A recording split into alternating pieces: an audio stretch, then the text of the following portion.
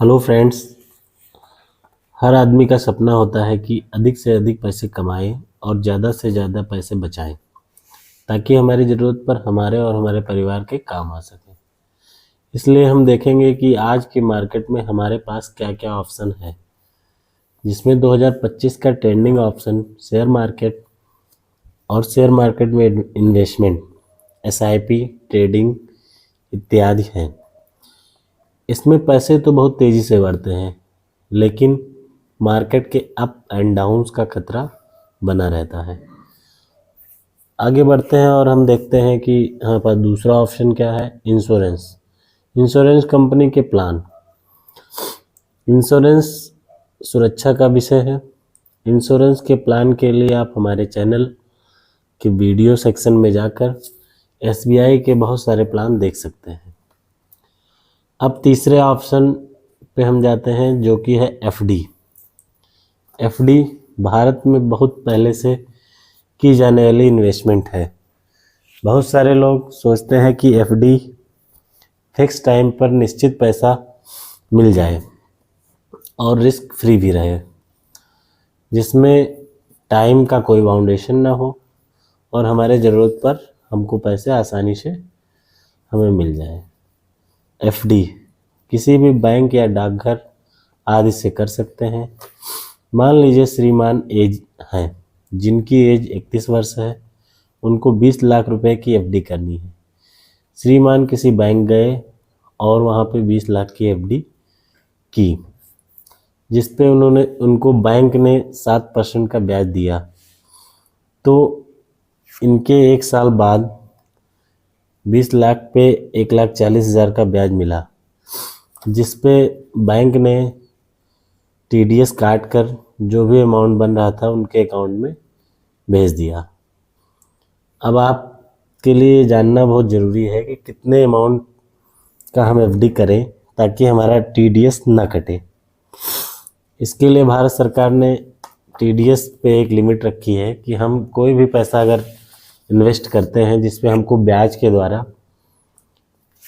40,000 रुपये से ऊपर अगर मिल रहा है और हमारी एज 60 साल से कम है, तो 40,000 तक की लिमिट पे आपको कोई टीडीएस नहीं कटेगा।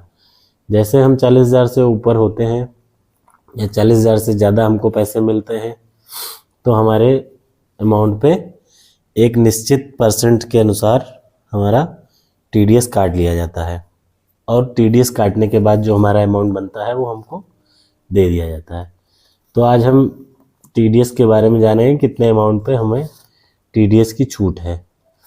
अगर हमारी एज 60 साल है या 60 साल से ज़्यादा है, तो हमको 70,000 रुपये के अमाउंट पे कोई भी टीडीएस नहीं कटेगा।